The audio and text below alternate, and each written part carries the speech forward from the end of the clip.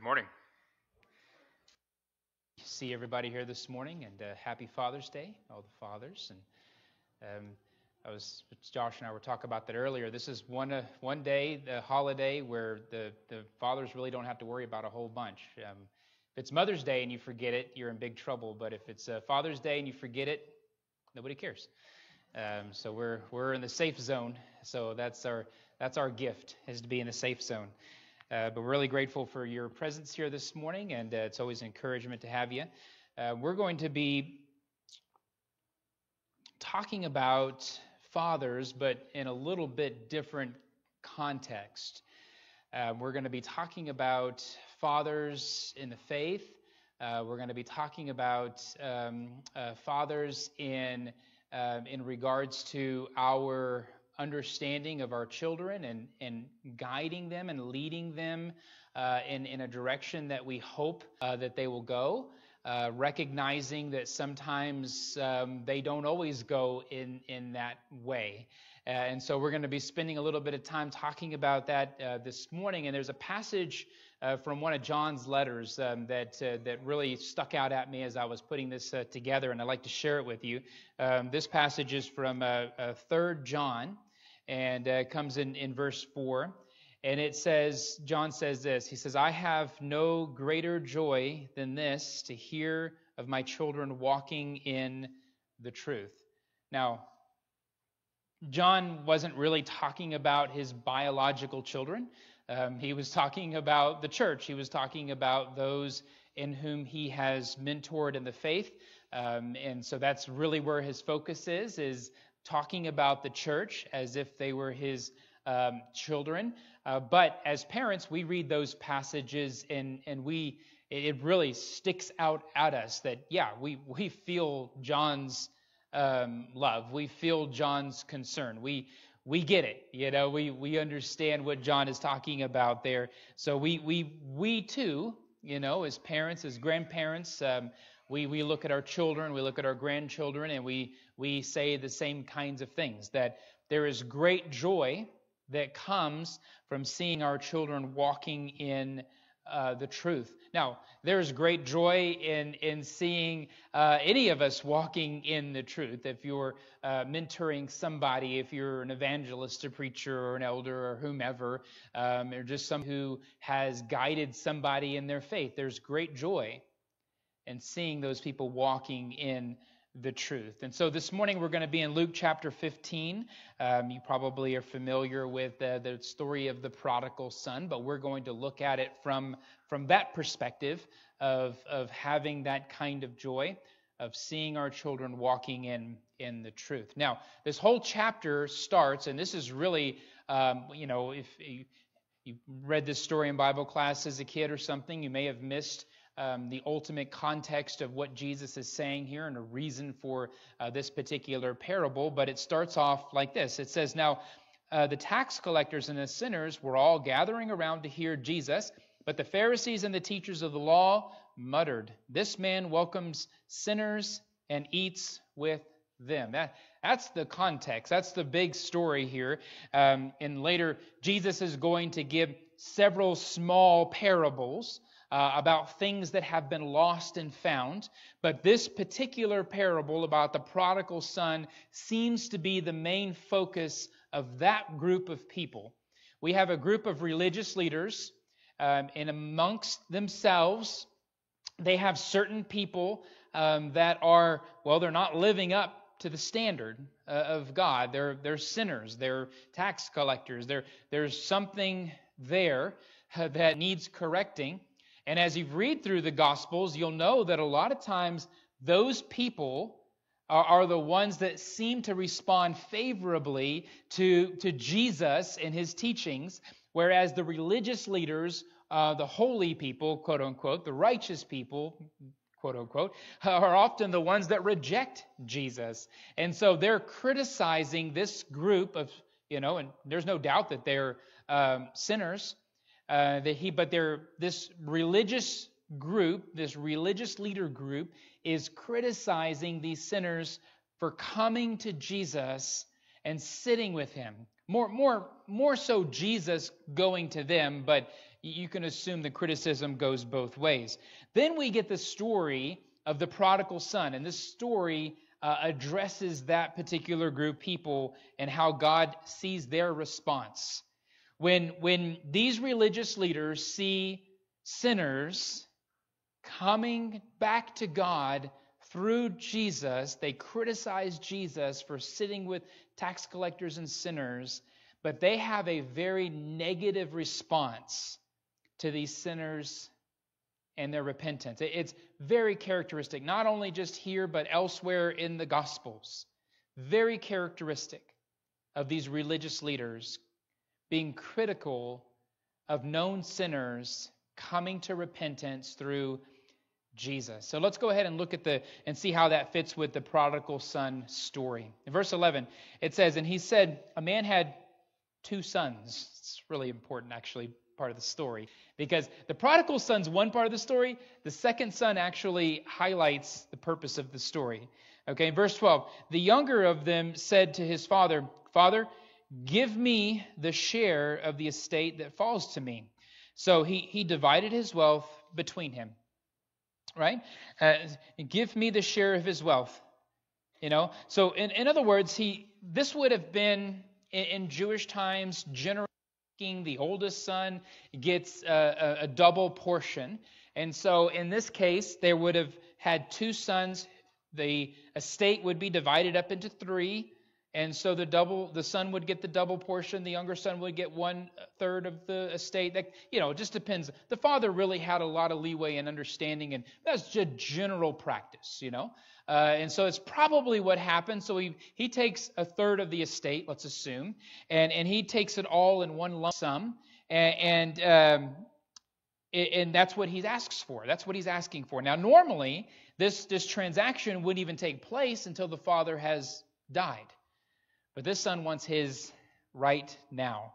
And then verse 13 says, "And not many days later," so he receives his inheritance, his portion. "Not many days later, the younger son gathered everything together, and he went on a journey into a distant country, and there he squandered his estate with loose living." Now, distant country is probably the Gentile country, away from the Jewish community, if you will. And so he's assuming that that's what we're talking about here. So he goes out into a Gentile land, and he basically just blows it all. On just loose living. That translation of loose living just means it was all just full of sin and debauchery and all the things that you would expect this young man with all this wealth to get himself involved in. But not only is he taking all of that and doing that, but he's in a place where, probably it's not going to be frowned upon as much as it would have been if he had been closer to home. So he is enjoying his life in a short period of time with all of the wealth that his father has given him, his whole inheritance. He's blown it right there. And now look at verse 14. It says, "Now when he had spent everything, a severe famine occurred in that country, and he began to be impoverished." Now, I think a lot of times when we think about money, we think, if I had a bunch of money, yeah, man, I know what I would do. I would save this, I would do this, I would do that. And we all have this view that if we have enough money, if we have enough stuff, that will fix all our problems, that all my problems will be resolved because I have enough money or I have enough stuff. That's not true. It's just not true. Because whatever habits have gotten us into the place we are in the present are certainly not going to change when we get more stuff. In fact, they generally become amplified. Usually it reveals something about a person's character when they suddenly become wealthy. You can do a case study. It's kind of fun to do a case study on people who have won the lottery over the years and how many of those people have gone bankrupt, over a course of time. And it stems from not the fact that they had money or didn't have money. It was the fact that they had not very disciplined lives to begin with. And it just amplified that when they had money. And this young man evidently has that kind of character trait where once he finally gets the stuff, he goes and he just blows it all.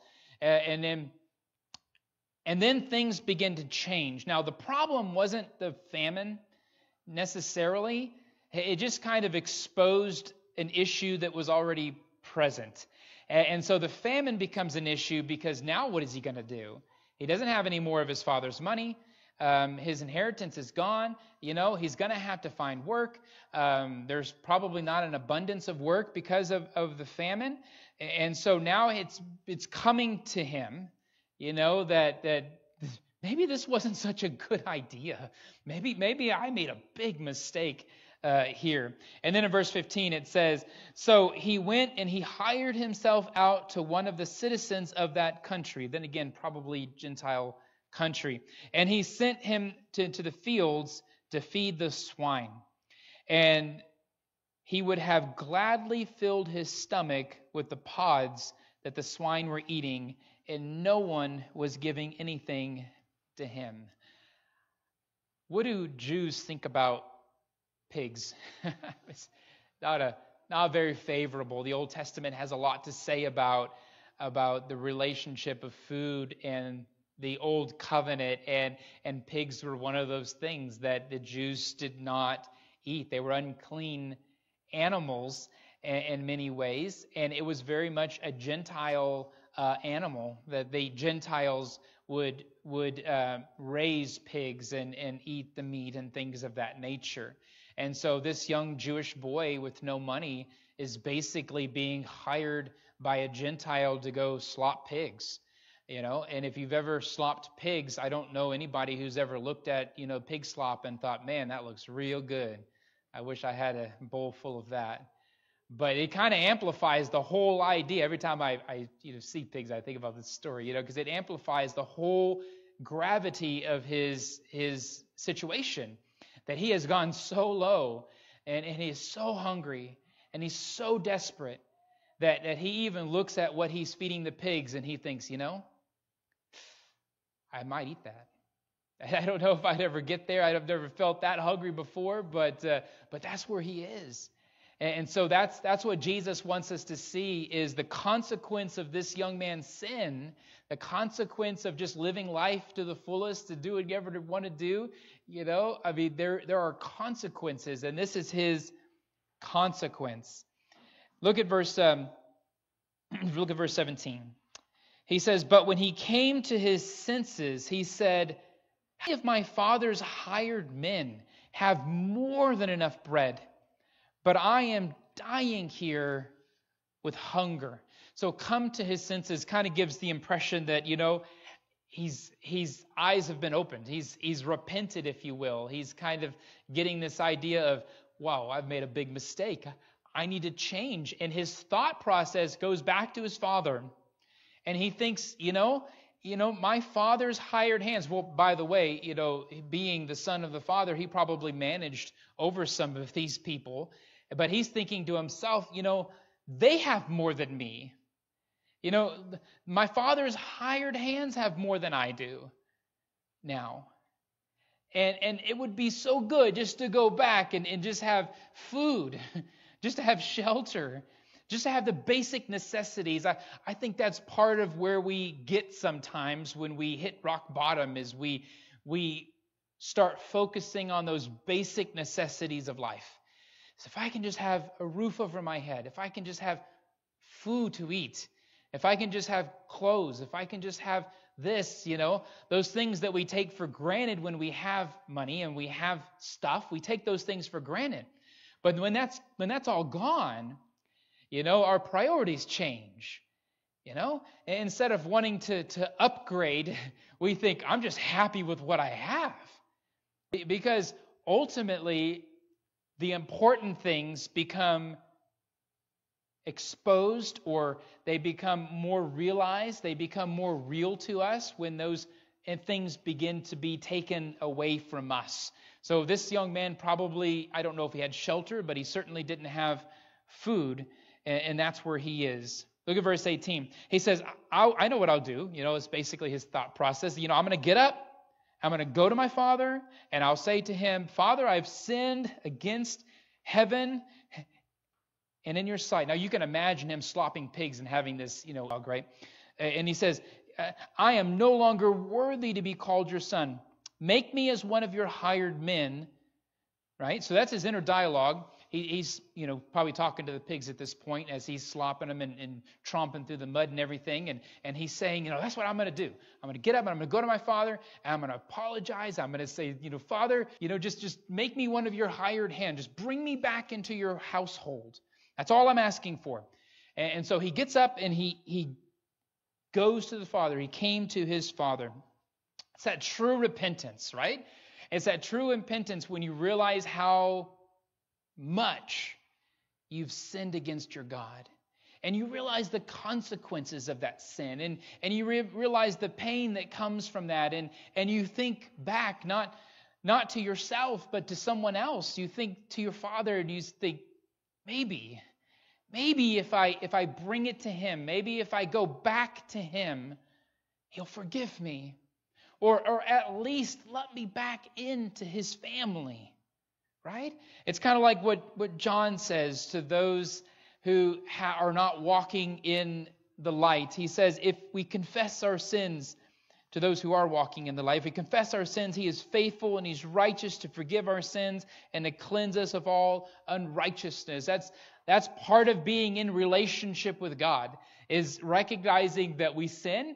And when we do sin, we have this avenue of prayer as Christians to confess our sins, knowing that our God is faithful and our God is righteous and our God is willing and able to forgive. And that's where this young man is. He needs his father's forgiveness. The consequences of sin are heavy. They're weighty. And he needs his father's forgiveness to be allowed back into his father's family. And then in verse 20, he says, but while he was still a long way off, his father saw him and felt compassion for him, ran and embraced him and kissed him. You almost get the vision that Dad's been watching. It's like in that road for a long time now, hoping his son will come back. Because the son is far off and he recognizes him. He sees him making those steps back into the family, right? I mean, that's repentance, is taking the necessary steps, turning back to the Father, coming back. And he's coming back home. He's making those steps before the son could even get the dialogue. I mean, this whole journey back home, I'm sure he's repeating those words over and over and over in his mind. And he gets there, and his father doesn't even allow him to say what he wants to say, because the father runs to him and embraces him and kisses him. That's the father's response. Because the Father is full, the Father is righteous, the Father wants to forgive, the Father is looking forward to the day that son comes home again. That's what he wants. So he's been looking for, right? And so now is that day, and so he runs and he embraces and he kisses him. Those are the steps. Verse 21, he says, and the son said to him, Father, I've sinned against heaven and in your sight. It's very much like David's prayer, isn't it, when he sins against Bathsheba. Recognition that sins against man. He sinned against his father, but he sinned against heaven. He sinned against God, right? It is God in whom we are responsible to. It is God in whom will judge us. And he has sinned against heaven and in your sight. I'm no longer worthy to be called your son. But the father said to his slaves, now here's the response. Quickly bring out the best robe, put it on him, put a ring on his hand and sandals on his feet. Verse 23. He says, and bring the fattened calf, kill it, and let us eat and celebrate. For this son of mine was dead, and he has come to life again. He was lost, and now he is found, and they begin to celebrate. Right? Remember John, he said, I have no greater joy than this, than to hear my children walking in the truth. I mean, the son is expecting maybe I can plead with my father, and maybe with some pleading, he'll let me, come back as a hired hand. And the father's response was not that at all. He was so ready for the son to come back that he embraces him, he kisses him, he puts the robe on, he puts the ring on, he celebrates his coming, basically restoring him back to sonship. Not as a hired hand, but as a son. Right? And he doesn't punish him, for that. His punishment was, slopping pigs, living in sin, and the consequences of that. He's experienced the punishment. Now it is time for rejoicing. Now it is time for joy. It's time for celebration. Now, I want you to remember this passage. I've mentioned it at the very beginning, but I want you to remember it again because this is really the focus of the story. One of the focuses. Obviously, the prodigal son coming back was great. The father's forgiveness is a great part of the story. Very much needed for us. But the response of the second son is going to address this particular context. Remember the passage. Now the tax collectors and the sinners were gathering around to hear Jesus, but the Pharisees and the teachers of the law muttered, "This man welcomes sinners and eats with them." It's just like the Father. What is he doing? He's welcoming a sinner back, and he's eating with them. Right? That's what these tax collectors were concerned about. How dare you do that? Now that's important because of what's going to happen next. It says, "Now the older son was in the field. And when he came and he approached the house and he heard music and dancing, and he summoned one of the servants and he began inquiring what these things could be. And he said to him, 'Your brother has come, and your father has killed the fattened calf because he has received him back safe and sound.'" How would we respond to that? How would you respond to that? How would you respond to a brother coming back after sinning publicly, disgracing the family name? But yet they're back. They're home. How do we treat people when they repent? How do you treat people when you know they've made a mistake, but they've confessed those sins, they've repented, and they want to come home? Do we treat them second-class citizens? Do we treat them as hired hands? Or do we celebrate their return and offer unconditional love for those who were once lost but now have been found again? Well, the brother's response is going to be very telling of what the religious leaders of Jesus' day would do and what they were doing when they saw sinners coming to Jesus.